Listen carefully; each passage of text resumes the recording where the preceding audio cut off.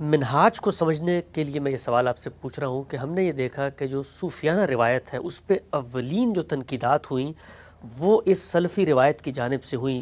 امام ابن تیمیہ کو دیکھ لیں، ابن قیم کو دیکھ لیں، بڑی شدید تنقیدات ہیں اور اس پوری کی پوری تعبیر کو ریفیوٹ کیا گیا ہے. سوال میں آپ سے پوچھنا چاہتا ہوں، یہ جو منہاج ہے، سلفی منہاج، اس میں روایت بنیاد ہے، یہ بتائیے گا کہ جب روایت کو بنیاد بنا دیا جائے تو اب پھر اس منہاج کا ایک لازمی ناگزیر تقاضا یہ بنتا ہے کہ جو صوفی منہاج ہے اس پر پھر تنقید کی جائے گی. چنانچہ یہی وجہ ہے کہ سب سے پہلی تنقید بھی یہاں سے وہاں سامنے آئی. یہ تو نہیں کہا جا سکتا کہ پہلی تنقید، لیکن یہ ضرور کہا جا سکتا ہے کہ سب سے زیادہ نمایاں تنقید، وہ تنقید جس نے فی الواقع لوگوں کو متوجہ کیا، اور اس کے نتیجے میں خود امام ابن تیمیہ کو ہدف تنقید بننا پڑا، اور صدیوں تک ہدف تنقید بننا پڑا.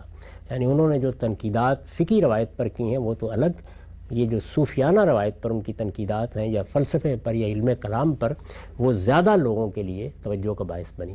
اور انہوں نے قرآن کو کیسے سمجھنا ہے، حدیث کو کس طرح سے دیکھنا ہے، دین کو کیسے جاننا ہے. ظاہر ہے وہ حنبلی روایت کے بہت بڑے آدمی ہیں، بلکہ ہماری تاریخ میں دور متوسط میں اگر آپ بڑے علماء کو اٹھائیں گے تو اس میں ابن تیمیہ اور ابن قیم کے سوا کس کو اٹھائیں گے. یعنی ظاہر ہے کہ وہ بہت جلیل القدر اہل علم ہیں، اور ہم جانتے ہیں کہ کسی شخص کے دل میں حقیقی عالم کی کیا قدر ہونی چاہیے. وہی ان کو وہ منزلت، وہ قدر اس امت میں حاصل بھی ہوئی ہے، اگرچہ ان کے ناقدین بھی ہزاروں لاکھوں کی تعداد میں رہے ہیں، اور بہت سے ادوار ہیں جن میں ان پر بہت نقد ہوا ہے. موجودہ زمانے میں چونکہ اسی فکر کا ظہور سیاسی سطح پر بھی ہو گیا اور ایک حکومت قائم ہو گئی اور حرمین میں قائم ہو گئی، تو اس کو بہت فروغ بھی حاصل ہوا، لوگ اس کی جانب متوجہ بھی ہوئے. خود ہمارے ہندوستان میں لوگ ایک زمانے میں ان کا نام بھی نہیں سنتے تھے، لیکن پھر جب بعض جلیل القدر لوگوں نے تذکرہ کیا، اور خاص طور پر مولانا ابوالکلام آزاد نے جب ان کا تعارف بہت بڑے پیمانے پر تذکرہ میں اپنے خاص اسلوب میں کرایا، تو عام لوگ بھی ان کی جانب متوجہ ہوئے. تو ایک بڑی حیثیت ان کی اس میں کوئی شبہ نہیں کہ بنی اس کے نتیجے میں. تو وہ اس پر کیوں تنقید کرتے ہیں؟ اس لیے کہ ان کے ہاں تو وہی چیز دین بنے گی جو روایت میں موجود ہوگی. یہ بڑا اہم نقطہ. یعنی ظاہر ہے کہ رسالت میں آپ صلی اللہ علیہ وسلم سے اگر کوئی چیز نہیں ملی، صحابہ کرام کے ہاں اگر کسی چیز کے آثار نہیں ہیں، تو وہ اس کو دین کی حیثیت سے نہیں پیش کرنے دیں گے، یا دین کی حقیقت کی حیثیت سے اسے قبول نہیں کریں گے. ان کے ہاں یہ تنقید سخت سے سخت تر ہوتی چلی جائے گی. اس میں صوفی روایت کا ایک طریقہ تو یہ ہے کہ وہ اپنے منہاج کے لحاظ سے اپنے آپ کو الگ رکھ کے پیش کرے، لیکن ظاہر ہے کہ وہ دینی اصطلاحات میں بات کرتی ہے. یعنی آپ یہ دیکھیے نا کہ اگر وہ ذات باری کے بارے میں گفتگو نہ کرتے اور اپنے طریقے پر ایک بعد طبیعات لوگوں کے سامنے رکھ دیتے، تو یہ ہو سکتا ہے کہ فلسفیانہ سطح پر وہ بہت زیادہ ہدف تنقید نہ بنتے.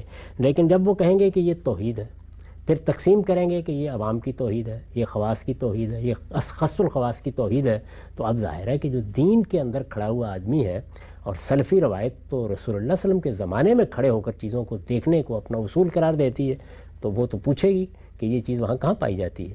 اس وجہ سے اگر آپ غور کر کے دیکھیں تو جس طریقے سے اس سلفی روایت میں شرک کے معاملے میں بہت زیادہ حساسیت ہوگی، اور ہونی چاہیے، اس لیے کہ وہ حساسیت ہی ہے جس پر دین کی بنیاد قائم ہے، اسی طرح کی حساسیت بدعت کے بارے میں بھی ہوگی. بدعت کا مطلب کیا ہے؟ یعنی وہ چیز جو دین میں اپنی بنیاد نہیں رکھتی، اس کو آپ دین کی حیثیت سے پیش کریں، تو وہ آپ سے پوچھیں گے کہ اب آپ ہمیں بتائیے. اس کے لیے وہ سب سے پہلے روایتی کو بنیاد بنائیں گے، اور جب روایت میں کوئی چیز نہیں پائی جاتی تو آپ اسے دین کی حیثیت سے پیش نہیں کر سکتے. تو میرے نزدیک یہ تنقید انہی کی طرف سے ہونی تھی اور انہی کی طرف سے ہوئی بھی. اور موجودہ زمانے میں بھی اگر آپ دیکھیں، خود ہمارے یہاں بر صغیر میں زیادہ بڑی تنقیدات اسی مدرسہ فکر سے ہوئی ہیں. اور جو لوگ فقہی روایت میں بھی مجددانہ حیثیت سے دین پر غور کرتے رہے ہیں، یا ان کا کوئی بڑا کارنامہ سامنے آیا ہے، اس میں بھی اگر آپ دیکھیں تو تنقید کی بنیاد یہی چیز بنتی ہے. یعنی یہ بات کہ اللہ کے پیغمبر نے ہم کو دین دیا ہے، جب اس نے دیا ہے تو پھر اس کی بنیادی پر فیصلہ ہوگا کہ کیا چیز دین ہے اور کیا نہیں ہے. اور وہ ہمیں کہاں سے معلوم ہوگا کہ پیغمبر نے ہمیں کیا دین دیا ہے؟ وہ ظاہر ہے اس روایت میں یہ حدیث ہوگی یا کوئی اثر ہوگا جس سے آپ معلوم ہو جائے گا. پھر اس حدیث اور اثر کی تائید میں یا اس کی بنیاد کے طور پر قرآن مجید بھی پڑھا جائے گا.